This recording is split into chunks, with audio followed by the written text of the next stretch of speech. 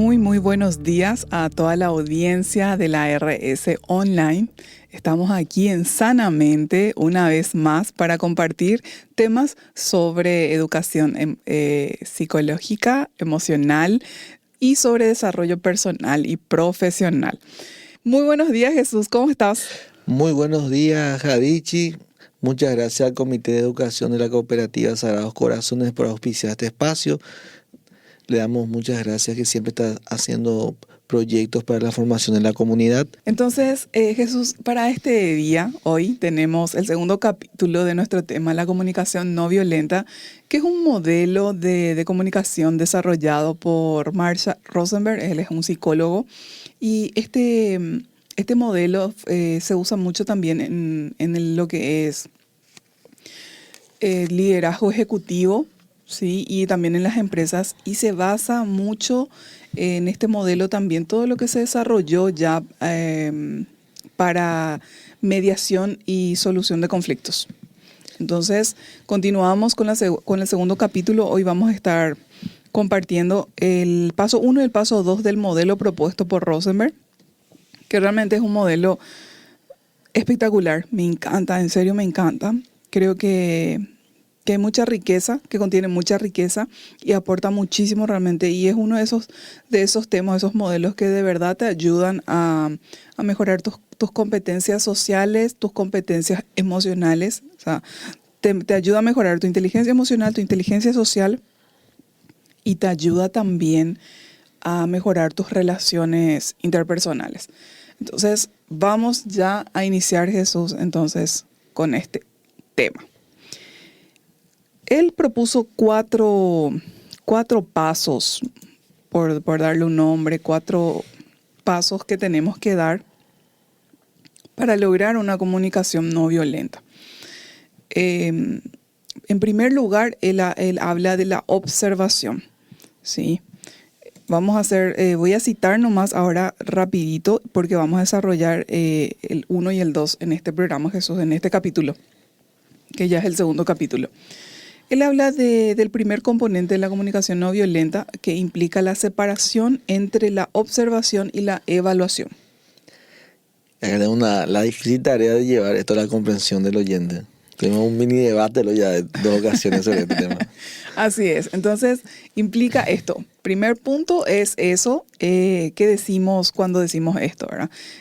Aprender a comunicarnos, aprender a comunicar, Jesús, lo que ocurre de forma objetiva y neutra, o sea, sin juicios, sin evaluaciones, sin diagnósticos. Qué difícil es sin evaluaciones. Dificilísimo, la verdad que sí, porque en nuestro estilo o tipo de comunicación, o sea, habitual, todo el tiempo estamos emitiendo juicios de valor, todo el tiempo estamos haciendo evaluaciones, todo el tiempo. O sea, es lo que yo observo, ¿verdad? Yo creo que una gran parte de la audiencia, principalmente las masculinas, le gustaría no tener evaluaciones. Ay. Las mujeres evalúan mucho, Jesús. Y yo creo que le ha de costar más al lado femenino, no es que pueda ser machista. No evaluar al otro. El paso 1 le va a costar más al público femenino. No evaluar al otro. Bueno. Entonces, ese es el primero. El segundo, que es justamente el segundo componente, es que necesitamos aprender a expresarnos y sobre los sentimientos, sobre lo que sentimos. Ahora, acá sabes que suele pasar, y según Goleman mismo, ¿verdad? Que desarrolló toda una teoría sobre inteligencia emocional y social que nosotros estuvimos ya compartiendo con la audiencia, es que a la gente habitualmente le cuesta mucho esta parte porque muchas veces no puede ni siquiera describir lo que siente. Siento un malestar, pero el primer paso para poder identificar cómo nos sentimos es darle un nombre. Es darle un nombre a ese sentimiento que estamos experimentando. Entonces, muchas veces, ¿sabes qué pasa? ¿Qué salió en esa investigación, Jesús? Que como tenemos un escaso vocabulario para nombrar las emociones, a los sentimientos, entonces cuesta poder identificar qué es lo que estoy sintiendo realmente. Siento nomás malestar, pero no puedo identificar si es enojo, es miedo, es frustración, es decepción, es angustia, es ansiedad, o sea. Y acá entra un poco el tema del bilingüismo también en el caso de nosotros los paraguayos.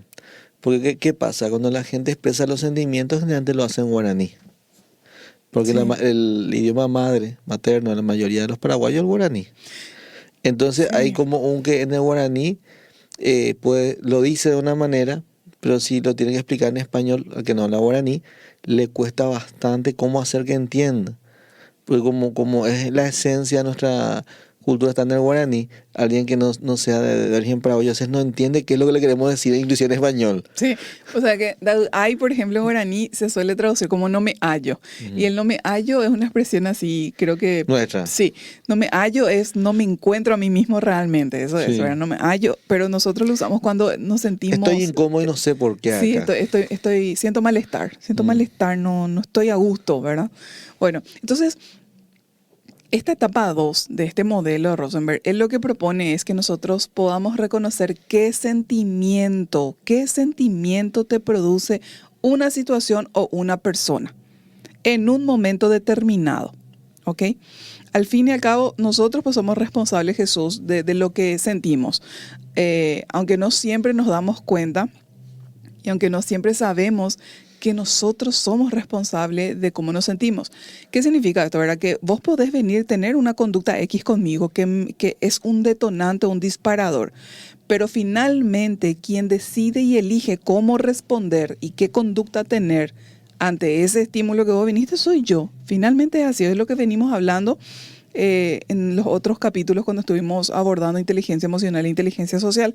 Pero acá lo que él dice es, aprende a identificar qué sentís. O sea, esta situación o esta persona me genera, ¿qué me genera? Y busca ahí y reflexiona qué, dale un nombre. Atendí, gente que vamos a hablar muchas veces, vos estás con tu pareja y sea varón o mujer, de repente te sale con un domingo 7 arranca y dice, no, esto no va a ser así, terminó. Lo que dijimos no se va a hacer, me voy. Y si te desaparece horas así. O sea, vamos a Y pues empezar. vuelve con y el después rabo entre vuelve las con el piernas. rabo entre las piernas, famoso. Colega, no siempre somos nosotros, vamos a aclarar eso. Claro que cualquiera puede ser, Claro, vamos a aclarar. cualquier miembro de la pareja. Así que atente y pronto vamos a entrar en esa discusión cotidiana. Muy bien, el tercer componente, ¿verdad? Para seguir nomás nombrando los 4, porque hoy vamos a desarrollar el 1 y el 2. Vas a nombrar los 4 primero. Sí, voy a nombrar para darle un orden lógico y terminar, y después el tercer y cuarto componente en el próximo programa vamos a desarrollar. Bueno, el tercero, Jesús, es el reconocimiento de las necesidades que hay detrás de nuestros sentimientos. Ese otro tema muy complejo que ya no debatimos mucho en ese, vamos a explicar ese. Porque Sí. ese hay que ser, si no pudiste determinar bien cuál era el sentimiento en el anterior. Y cómo vas a detectar la necesidad, ¿verdad? Claro, entonces es más complejo. Exactamente. Entonces acá entra la sinceridad, otra vez entramos en lo que es autoconocimiento, pero también la sinceridad. Pues hay que preguntarte también qué quiero, ¿verdad? ¿Qué quiero? ¿Qué es lo que yo quiero que pase, ¿verdad? Acá es aprender a expresar a la otra persona tus necesidades en relación al tipo de sentimiento que tenés en ese momento, ¿sí? Entonces, realmente, como decís, es desafiante. Y todo esto es autoeducación. Esto que nosotros estamos tratando con la audiencia, Jesús, es para autoeducarnos psicológica y emocionalmente. Sí, porque el punto recién, por ejemplo, que es para un intenso debate quizás en el próximo programa, implica poner que yo soy responsable de lo que estoy entendiendo ahí y lo que voy a decir después que voy a hacer. Y voy a decir algo que no va a gustar y el permitirme equivocarme en eso que quiero hacer. Claro. Porque quizás sea una necesidad que yo tenga, el equivocarme, Sí. para consolidar algo que está, no quiero decir suelto, pero que falta ajustar. Entiendo. Porque esos son todos refuerzos siempre. Toda la vida la persona hace refuerzos en nuestras creencias, como hablábamos hace un rato. Sí. Y a veces si uno tiene la mentalidad más abierta, ve más allá de lo que tenía al inicio. A veces uno sale con 2 ideas y vuelve con 100 aprendizaje de esa idea. Vos sabés que a eso que vos le llamás mente abierta, el coach ontológico, por ejemplo, le llama distinciones. Distinciones es como distinguir más cosas. Entonces vamos a suponer que nuestros ojos, ¿verdad? Yo pongo frente a mis ojos un papel con 1 o 2 agujeros. ¿Qué tanto es lo que yo puedo ver de la realidad? Muy limitado es, porque tengo 2 distinciones nomás. Pero si yo agarro y hago varios agujeros, varios de ese gran papel blanco, y yo voy a poder observar y ver mucho más sea, y claro que mi mente se va a abrir mucho más porque observo más y distingo más, por eso se llaman distinciones. Y bueno, y es como un paralelismo nomás estoy haciendo, ¿verdad? Sí, Para darle una mayor comprensión a lo que vos estás claro, diciendo. claro, porque para la gente debe decir otra frase bastante conflictiva, que creo que es real. Hay situaciones más allá del bien y el mal. Sí. ¿Verdad? Pero eso requiere cierta madurez. Por eso decía que a veces uno tiene que darse el permiso de equivocarse porque esa situación quizá le sea necesaria para sanar cosas subyacentes, ¿verdad? Pero es un Sí. tema más profundo, ¿verdad? Exactamente. Y el cuarto componente, Jesús, ¿sí? El cuarto componente se centra justamente en el tema que tenemos que aprender a pedir lo que necesitamos, ¿sí? A pedir concretamente, específicamente, sin juicios, sin valores, sin críticas, sin culpar, o sea, sin darle una carga emocional a eso de acusación y a aprender a expresar eso que nosotros necesitamos, ¿sí? Esto es justamente, seguir estos pasos ayuda a que nuestras comunicaciones sean saludables, efectivas, ecológicas y justamente no sean violentas. Entonces, descubrir cómo proponer a la otra persona una petición o idea que nos permita a ambos enriquecer nuestras vidas. Porque acá, como dijimos en el programa pasado, es ganar, ganares, ¿sí? Claro, claro. Acá me recuerda ahora la gente diría, qué complejo que es lo que están diciendo. Y hay un poema de Pablo Neruda que habla donde él expresa qué difícil es ser hombre, dice él, ¿verdad? Y se refiere a la humanidad, ¿verdad? Y sí, ser un ser humano requiere un gran potencial de desarrollo y cuando uno se da cuenta lo inmenso que es abarcar la personalidad, dice, wow, ¿cuánto tengo que formarme para irme edificando, ¿verdad? Y por algo dice, conócete a ti mismo. Y uno siempre se va moldeando. Conócete a ti mismo. Y Jesús, eso que vos estás diciendo es tan importante porque en la medida que nosotros nos conozcamos y en la medida que nosotros tengamos más herramientas, ¿verdad? Porque en este programa lo que buscamos es darle herramientas a las personas que les ayuden a mejorar su relación consigo mismo y con los demás. Entonces, autoeducarse, ¿para qué? Para que tus relaciones sean de mejor calidad. Porque nosotros somos seres sociales. Nadie puede estar bien o ser feliz o estar plenamente satisfecho si tiene malas relaciones. Y sobre todo esas relaciones que son significativas. La relación con la pareja, la relación con los hijos, con los hermanos, con los padres. O sea, no hay forma de que una persona esté bien si tiene malas relaciones. Porque nosotros somos seres sociales y forma parte de nuestra naturaleza. Entonces, si nosotros queremos calidad de vida, si nosotros queremos satisfacción, experimentar la plenitud, la satisfacción como personas, indefectiblemente necesitamos aprender a relacionarnos de una forma ecológica, de una forma saludable. Claro, claro. Y acá hay cierta verdad también intrínseca, que es el precio de las cosas. Si yo quiero estar en un grupo X, requiere ciertas conductas X. Así es. Si yo quiero estar en un grupo Y, requiere conductas Y. Y así también puedo ver, y me voy en estos dos primeros puntos, identificando que quizá haya personas a nuestro alrededor que conocen nuestros disparadores. Sí. Y voy a poder identificar ciertas manipulaciones. Por eso lo que dije que hay ciertas cosas intrínsecas, como si yo quiero estar con el grupo X, voy a tener que tolerar cosas X. Si quiero estar con el grupo Y, tengo que tolerar cosas Y. Porque en lo que es las relaciones humanas es tan complejo que hay gente que me pide un precio para ser parte de ese grupo, como hay gente que me trata de manipular. Entonces todo eso acaban ahí poder distinguiendo ciertas situaciones que son para agarrar con pinza en el sentido de que son parte de lo que es interactuar con otras personas. Jesús, y también sumado a lo que estás diciendo, conocer los disparadores del otro. Si nosotros identificamos que el disparador o tal vez el posible origen de una reacción violenta, de una reacción así de enojo o de malestar del otro, también podemos evitar, ¿verdad? Desde la empatía.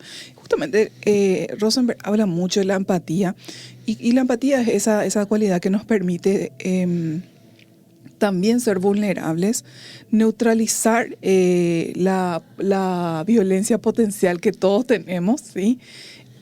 Y poder escuchar también la palabra no, sin tomarlo de forma personal. Todo eso nos ofrece este modelo y realmente es excelente. Les súper recomiendo. Entonces, ¿cómo nos relacionamos con otra persona cuando sentimos enojo? ¿Cómo nos comportamos cuando estamos en pleno desacuerdo con los argumentos planteados por la otra persona, sea quien sea tu pareja, sea tu hijo, sea tu jefe, sea tu hermano, tu amigo. ¿Cómo respondemos a la angustia y a la desesperación de alguien a quien queremos ayudar? ¿Cómo? ¿Cómo planteamos peticiones en nuestro lugar de trabajo? ¿Cómo expresamos nuestras peticiones, nuestros deseos, nuestras necesidades? ¿Cómo respondemos cuando estamos estresados? Que es otro factor, es todo un capítulo aparte, porque cuando una persona está con estrés es una carga adicional que merece realmente que nosotros hagamos un programa entero luego de cómo, qué cuidados tener. Pero pueden adelantarse y ver los primeros programas que hicimos relacionados a la pareja, y esta parte está súper interesante, cómo nos estamos estresados, cómo respondemos cuando estamos estresados. Pero ese es uno de los factores nomás. O sea, fíjate que el estrés puede darse, mira, imagínate, está el factor pareja, que es uno de los factores, está el factor familia, esa familia extendida que es tu mamá, tu papá, tus hermanos, ¿verdad? Después está también el trabajo, el factor financiero, porque el factor financiero es un tema transversal en nuestra vida, entonces sí puede generar muchísimo estrés. Entonces, lo que vamos a ver entonces ahora es el punto 1. Vamos a hablar en el modelo de Rosenberg, él habla de lo primero que necesitamos hacer. Lo inicial es separar la observación y la evaluación, Jesús. Observar sin evaluar. Yo creo que todas las mujeres que están escuchando esto dicen que es imposible. Pero se puede observar sin evaluar. ¿Sí? Sí. Porque es centrarse claramente en aquello que está frente a nosotros, frente a nuestros ojos, aquello que estamos escuchando, porque una situación viene con vista, viene con oído, puede tener gusto, está la parte kinestésica, lo que sentimos adentro. Sí. Entonces, la observación es un fenómeno superior al simple ojos. Sería entonces observar y autoobservarnos también. Van de la mano, porque la observación es eso, estar atento. Sí. Me vienen ahora los nenitos más pequeños cuando te dicen, escucha. Entonces acá sería, atendé. Uh-huh. Cualquiera que tiene un hijo de 3 o 4 o 5 años sabe cuando el bebé te dice, escucha, Uh-huh. porque le está aprendiendo a que hay un mundo a su alrededor. Sí. Bueno, entonces es adentro y afuera.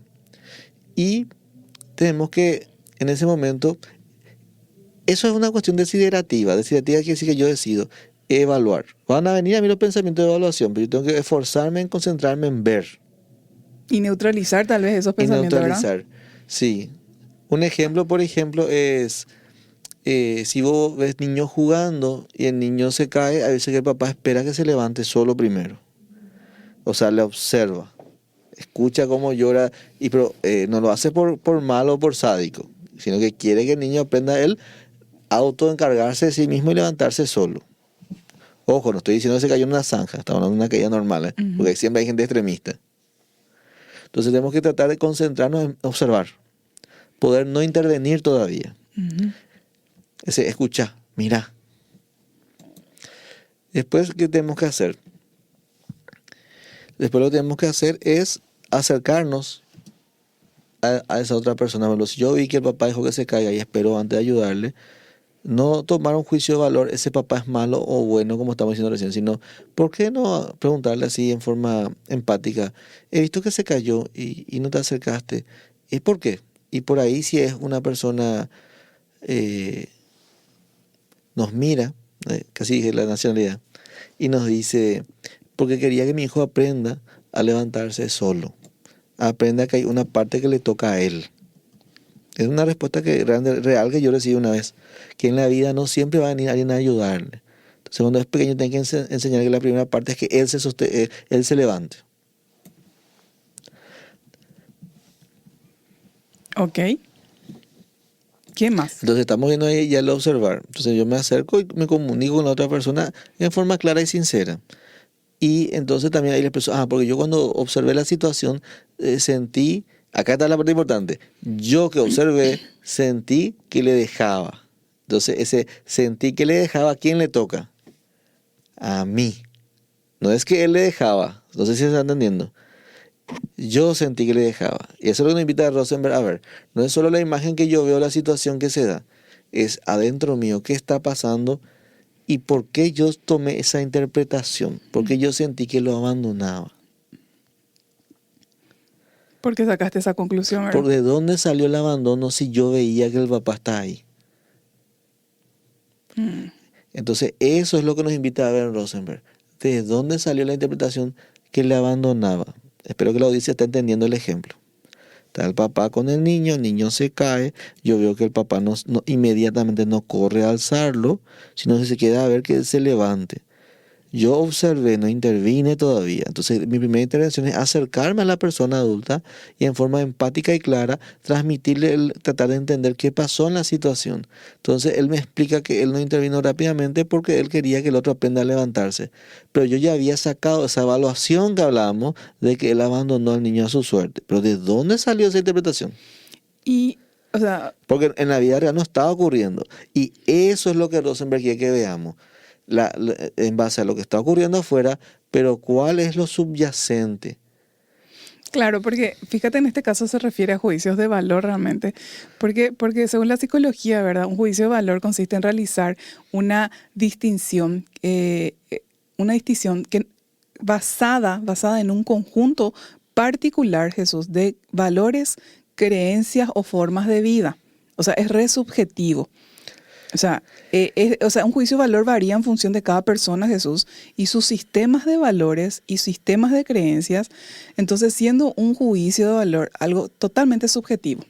Y por eso lo que Rosenberg dice, Hay que observar. objetivamente, ¿qué está pasando? Se cayó el vaso. O sea, lo Claro, objetivo. objetivamente, ¿qué pasó acá? El niño se cayó, el papá no vino, en nuestro ejemplo, no vino inmediatamente, sino que esperó, pero sí apareció el papá después. Claro, lo objetivo es, el niño se cayó y el padre estaba ahí. Claro. Ahora, el qué hizo, por qué lo hizo, por qué, todo eso ya es subjetivo. Y ¿verdad? eso de la causa emocional del abandono es lo que él se refiere. Sí. Bueno, pero ese sentimiento de abandono, si me están siguiendo, no le corresponde a las personas que yo observé. Eso me corresponde a mí, a eso se refiere. Entonces, esa es la causa. Sí. El estímulo es lo que yo vi. Sí. Y la causa es el abandono que yo sentía dentro de mí. Claro, pues decir, ¿por qué no le ayudó? ¿Por qué le dejó solo a su hijo? Vamos a suponer que yo observé esa situación. Se cayó el niño y el papá no hizo nada, ¿verdad? Y se quedó observándole. Y yo estoy observando esa situación. Yo estoy viendo esta situación ahora. Y yo hago un juicio de valor cuando digo, se cayó y el papá no fue a ayudarle, le abandonó en su caída. Te estoy exagerando, ¿verdad? Claro. Trato de cuidar mi vocabulario Sí. por la diferencia de criterio recién. Claro, Cuando fui entonces- clínico, entonces lo tengo que explicar en palabras sencillas. Entonces, ahí lo que vos me estás diciendo es, yo interpreto eso porque tal vez en mi historia de vida haya un abandono. Hay abandono, exactamente. Hay un abandono, entonces ahí ese abandono configuró mi juicio de valor. Entonces, cada uno es el popular, el que se quemó con leche llora cuando ve una vaca. Así mismo. Ahora usted me entiende lo que le explicaba. Sin embargo, Mm. por ahí el papá no le está ayudando porque él tiene otro razonamiento. Él está diciendo, bueno, yo necesito que mi hijo aprenda a valerse por sí mismo y que él puede levantarse después de una caída y que él puede superar la adversidad. Mira, la intención es re buena la del papá y yo, observador, le puedo estar juzgando severamente, pero a raíz de un origen más profundo, como estabas diciendo, que subyace a mi juicio de valor, que es que yo sufrí un abandono en la vida. Entonces, a través de la herida estoy viendo la realidad. Y muchas veces vemos, otro ejemplo, que hay padres muy exitosos, pero que tuvieron grandes carencias. Esa es una Sí. observación. Sí. Entonces vemos cómo el padre le da todo al hijo. Y esta parte de levantarse no se la da, porque le da todo, porque él quiso que le den todo. Él quiso que le levanten cuando se cayó. Quiso que le levanten y no hubo rápido quien. cuando se le cayó. Y no hubo quien. no hubo quien, entonces no quiere que su hijo pase por eso. Claro, y le da todo. Pero ¿qué pasa cuando ya no está el padre? ¿Se va entendiendo? Sí. Entonces, ¿a dónde yo quiero llegar? Que si recuerdan el programa anterior, habíamos hablado que Rosenberg hablaba de la empatía. Sí. ¿Verdad? Entonces, ¿qué es un elemento de la empatía? Y algunos lo definen simplemente como ponerse en el lugar del otro. ¿Pero qué es ponerse en el lugar del otro? Tengo que ver su cultura de origen, su lengua materna, porque eso construye lo que es la cosmovisión que tiene esa persona diferente a mí. ¿Qué es la cosmovisión? Cómo él interpreta el mundo, lo ve y se desenvuelve. Por eso al principio del programa hablé también del tema del Día de la Raza y de que el guaraní se fue al mundo. Es una cosmovisión que forma parte del resto. Entonces la empatía requiere no solo que yo emocionalmente me ponga en el lugar del otro, sino que auténticamente estudie las características que tiene el otro para no tomar a mal su reacción. Creo que hubo una vez, hace poco, no sé si fue este año o el año pasado, que hubo alguien que se fue en Corea, creo, o en China, y le agarró a la chica de la mano, todo un escándalo en los diarios, porque en la cultura de ellos, bueno, le tocaba a la mujer, ¿verdad? ¿Se entiende? Entonces, la empatía no es un simple que yo siento o que sentiría el otro, es ponerse en el lugar del otro, y eso incluye también entender el comportamiento cultural del otro. Jesús, vos sabes que importante es que podamos entender también sobre los juicios de valor, cómo se forman, y también que acá intervienen mucho los valores. Sí. ¿Y qué son los valores? Los valores, hablando desde el punto de vista psicológico y para este programa y en este contexto en el que estamos hablando. Sí. Son convicciones profundas que nosotros tenemos que orientan los principios y valores son convicciones profundas que tenemos las personas y que orientan nuestro comportamiento. Y que son parte de la cultura, ¿verdad? Y que, como decía Jung, vienen también con el inconsciente colectivo, que no vamos a hablar acá, pero pues estamos centrándonos pero que se entienda que hay a veces uno, eso es lo bueno que tienen este tema de sanamente y la psicología, cuando uno va investigando ve la complejidad de lo que viene con eso, que no es una simple frase, como justamente expresa el libro de Rosenberg, de la frase india que él leyó, no era nomás una frase, sino lo que se encuentra atrás es lo que tratamos de ver. Sí. Y le invitamos a la audiencia cuando nos escucha a ver qué hay más atrás. Sí. Y continuando con este tema de los valores que configuran nuestra forma de percibir, nuestra forma de interpretar, de realizar juicios de valor, de realizar diagnósticos, nuestros valores siempre van a estar presentes. Y nuestros valores son personales, son subjetivos. Y también tenemos que saber que cada uno nos guía esto, nuestro comportamiento. Es como una guía personal que todos tenemos. Y también que existe un sistema de valores jerarquizados, donde unos son más importantes y otros menos. Entonces, todo esto influye a la hora de observar. Así que esto que estamos diciendo, que parece muy simple, que dice observar sin juzgar, sin evaluar, en realidad es desafiante. Es muy desafiante y fíjate que tratando de explicarlo de forma sencilla no llevo 9 minutos, o sea que tiene una cierta complejidad. Exactamente, y justamente acá está el filósofo, eso decía, cuando leyó la frase del filósofo indio, ¿verdad? Y la frase dice esta: observar sin evaluar constituye la forma suprema de inteligencia humana. Dice, la primera vez que yo leí esta afirmación dije, qué tontería. Y entonces dice, pues sin darme cuenta que ya acababa de emitir una evaluación. Valor, sí. Entonces, nosotros lo que tenemos que procurar es, a ver, ¿qué está pasando acá? Ocurrió esto. Sí, ocurrió esto. Y no etiquetar, y no juzgar, y no evaluar, y no criticar. El primer paso, Jesús, para poder tener y desarrollar una comunicación no violenta. Y ahora vamos a hablar ya del segundo paso, que consiste en identificar y expresar sentimientos. Entonces, si seguimos con el ejemplo anterior, si se recuerdan, estábamos hablando del padre, del niño y de Job que observaban lo que pasó. Yo hablo como ser humano, ¿verdad? Entonces que yo había sentido abandono. Sí. Entonces, como acá dice que el segundo paso es expresar cómo nos sentimos, se refiere a la persona que observó, no a quienes fueron observados. Sí. Entonces, ¿cómo me sentí yo? Hablamos del abandono. Entonces, yo tengo que expresar que sentí abandono. Sí, yo me angustié con el niño, por ejemplo, podría ser, bueno, ¿qué me pasa? ¿Por qué siento este malestar? Podría ser la primera pregunta que te haces, ¿verdad? O sea, vos sentís un malestar, le ves al niño que cayó, le ves al padre que no fue a ayudarle y eso te genera un malestar. Entonces, ahí lo primero que puedes hacer es, a ver, ¿qué estoy sintiendo? Y la primera palabra, la más sencilla, a lo mejor es me siento mal. Claro. Después, ¿por qué me siento mal? ¿Por qué me siento mal? Entonces, ahí empezar a orar. O sea, vamos a empezar con eso. Me siento mal. Entonces, hablamos sobre el vocabulario. Sí. Lo importante es expresarse, conocer vocabulario. Sí. Yo hace rato hablaba sobre el tema al inicio, sobre el tema que expreso mis sentimientos en guaraní, no en español. Sí. Y hay veces que la gente dice, disculpame, tengo que decir en guaraní. ¿Por qué me tengo que disculpar? Sí. Se va entendiendo porque acá es expresión. Y un ejemplo podría ser, a ver, yo me sentí identificado con el niño. Ahí, por ejemplo, me sentí identificado con ese niño, yo era el observador, y yo sentí abandono. Yo sentí abandono y eso me generó dolor. y el abandono, ¿qué me genera? El sentimiento de abandono, ¿qué genera en mí? ¿Qué sentimiento?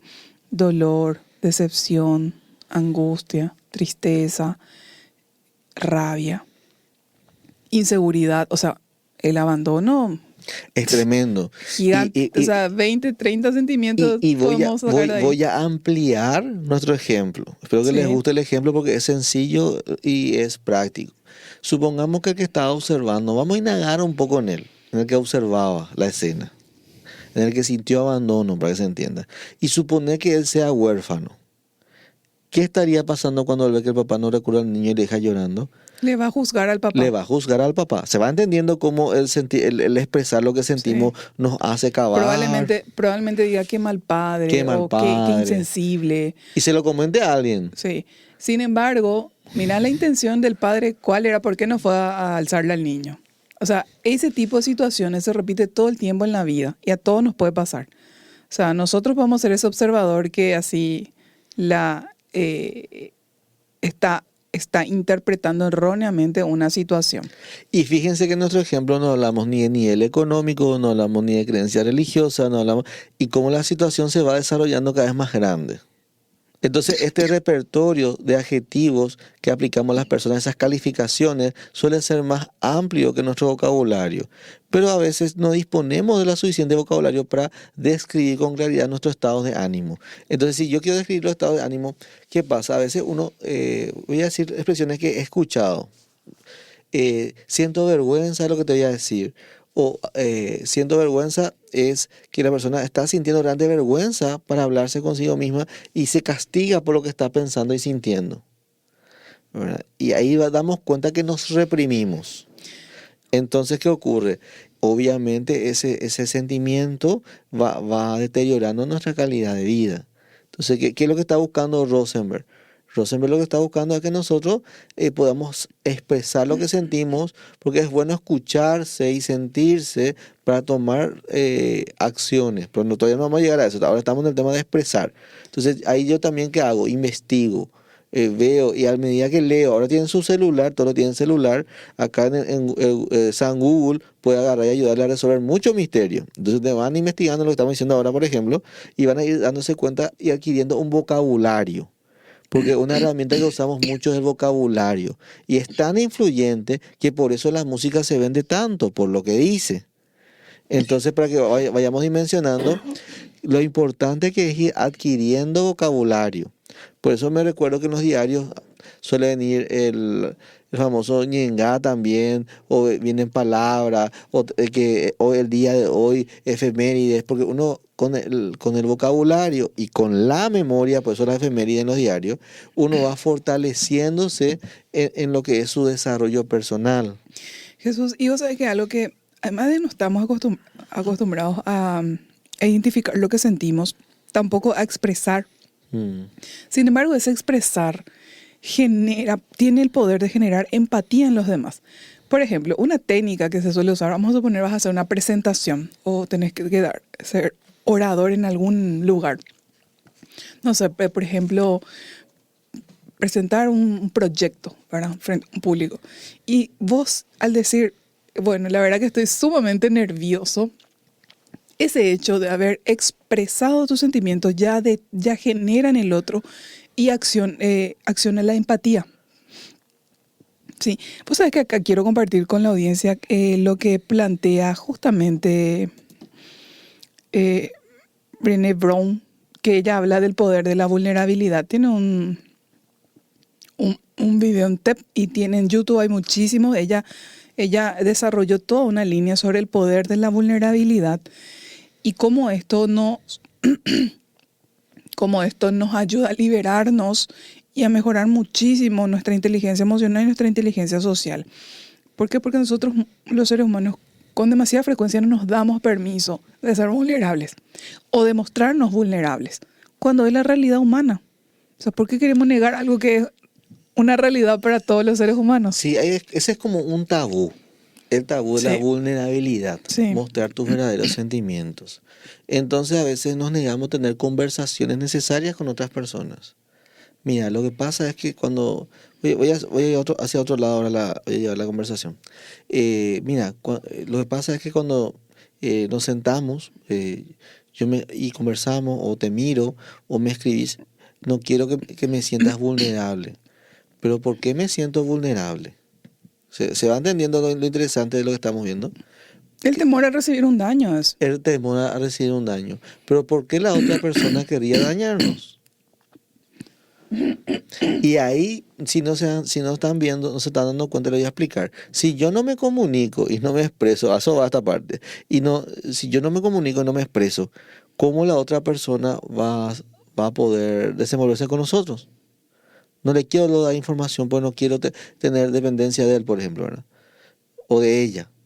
Pero el tema es que si vos no comunicas lo que sentís y lo que pensás, ¿verdad? Y ahí vos estás juzgando, porque es lo que decíamos nosotros, ya le estás evaluando al otro, todo lo enriquecedor que se puede estar perdiendo ahí. Voy a dar un ejemplo concretito, facilito, ¿verdad? De cotidiano, del día a día, ¿verdad? Que cualquiera de nosotros puede vivir. Por ejemplo, mi vecino está poniendo música alta. Sí, mi vecino está poniendo música alta, entonces yo digo lo siguiente. Esto no es esto es cómo no tenemos que expresar. Las dos formas vamos a mostrar. Siento que cuando mi vecino pone la música tan alta es porque tiene un problema de personalidad. En vez de decir eso, yo podría decir, yo pues estoy molesto y enojado porque él pone música alta y probablemente a mí me disguste eso. Y también yo pienso, ¿qué es considerado? Que yo piense, ¿qué es considerado mi vecino? O sea, estoy molesto y me parece que no está pensando también en mí, ¿verdad? Entonces, vos podrías, por ejemplo, decir, me siento frustrado, ¿sí? Siento enojo y tristeza, ¿verdad? Tristeza en el sentido de que la frustración pues es la suma de enojo más tristeza. Esa es la frustración, es enojo más tristeza. Entonces, cuando mi vecino pone música tan alta, porque yo necesito descansar por las noches. Entonces vos ahí estás expresando, identificando qué es lo que vos realmente estás sintiendo. Y es sin juzgar, sin etiquetar, sin evaluar, sino que expresando sencillamente lo que vos estás sintiendo. Y acá no solamente ya es sintiendo, sino que ya está expresando lo que necesita. Él necesita descansar por la noche por las noches porque el día de mañana tiene que ir a trabajar. ¿Sí? Y qué diferente es expresar de la primera forma a expresar de la segunda manera. Él tiene un problema de personalidad. No. No vaya a centrarte en el otro. Trata de identificar qué es lo que vos estás sintiendo. ¿Sí? Porque en eso se basa este modelo de la comunicación no violenta. Qué buen ejemplo, licenciada. Sí. Y bueno, y así podemos ir replicando en las diferentes situaciones que se dan. ¿Sí? Entonces, estamos haciendo mucho hincapié en la expresión, porque algo que nos falta, quizá en la mayoría de nuestro país, porque mucho tiempo se limitó inclusive el hablar guaraní, es expresarse. Sí. Así mismo es, Jesús. Bueno, y otro ejemplo es el ejemplo de que se dio en un contexto de un hospital donde estaban los administradores y estaban los médicos. Y había una disputa. Con mucha frecuencia se da esto que operaciones disputa con la administración porque cada área siempre está buscando satisfacer su trabajo, ¿verdad? Y cuando solamente pensamos en nosotros y no en las necesidades del otro, es donde pueden surgir justamente conflictos. Entonces, el ejemplo es que se hizo una reunión y la propuesta que le dio el especialista de comunicación no violenta es empezar con una frase de decir que le asustaba el resultado que podía generarse, ¿verdad? Era una discusión con unos médicos, ¿verdad? Donde había un grupo que tenía que hablar con los médicos y el grupo le decía no. ¿Qué le vamos a decir a esta gente lo que nosotros sentimos? Claro. ¿Qué le vamos a ir a nosotros a exponernos? Pues sí. Ahí nos desarmamos, nos desnudamos frente a ellos y nos van a hacer mucho daño, nos van a pasar por encima y nos van a destrozar, aniquilar. Sí, entonces la frase quería empezar la reunión entre los administradores y los médicos y la persona que tomaba la palabra del grupo de administradores quería que empiece, me asusta plantear esta cuestión. Entonces saltaron todos los administradores y dijeron, ¿cómo te vas a exponer así, verdad? Sin embargo, el hecho de haber empezado con esa frase, ¿qué hizo? Activó la empatía de los médicos, ¿ok? ¿Por qué? Porque ya el otro te está abriendo su corazón y se está desnudando, como decís, se está mostrando vulnerable, como habla Brown en todo su estudio de la vulnerabilidad y de la ventaja de poder mostrar vulnerabilidad. Ojo, esto no, todo es en equilibrio, no es ni muy, muy, ni tan, no es todo el tiempo mostrarnos vulnerable ante todo el mundo. Hay que saber, sí. ¿Cuándo y dónde? Hay que ver el contexto de cuándo y dónde y con quién el sos contexto, vulnerable. Sí, pero te cual. invitamos a no perder la chance de intentar demostrar que sos vulnerable para enriquecer la relación con esa persona. Sí. Y le decían los administradores, no podemos decirle eso a los médicos que estamos asustados. Dice, si hacemos eso nos van a hacer pedazos. Bueno, entonces uno decidió arriesgarse, uno de los administradores, y confesar su vulnerabilidad en la temida reunión, ¿verdad?, que se realizó. Y en lugar de adoptar una actitud estrictamente lógica, racional, nada emotiva, según tenían por costumbres, ¿verdad?, optó por expresar sus sentimientos, exponiendo al mismo tiempo por qué deseaba que los médicos cambiaran de actitud. ¿Sí?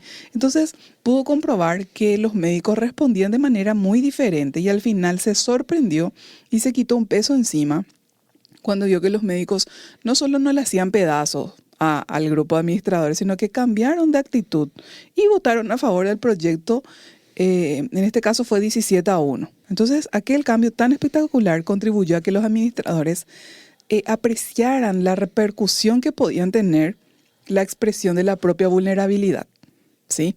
Entonces, ¿por qué? Porque cuando el otro se muestra vulnerable, automáticamente se activa la empatía de la persona Jesús. Entonces, es importante explorar esto y poner en práctica y ver en qué contextos nos funciona, en cuáles no, y bueno, necesitamos ser sabios también para usar esta herramienta. Pero acá lo importante es discernir que cuando me estoy mostrando vulnerable y la persona de verdad actúa en forma abrupta, violenta contra nosotros, tratando de lastimarnos, ahí yo activo mi defensa. Claro. Porque recordemos que siempre tenemos la potestad de cortar y decir hasta acá, bueno, ya no me escribas, mira, ya no me molestes, ya no conversemos, ¿entendés? Así mismo como decís. Bueno, entonces aquí desarrollamos hasta aquí el segundo punto de este modelo de la comunicación no violenta. Entonces en el siguiente programa continuamos con el punto 3 y 4. Así que les esperamos aquí en Sanamente a través de la RS Online. Nos vemos si Dios quiere y permite. Chao, chao.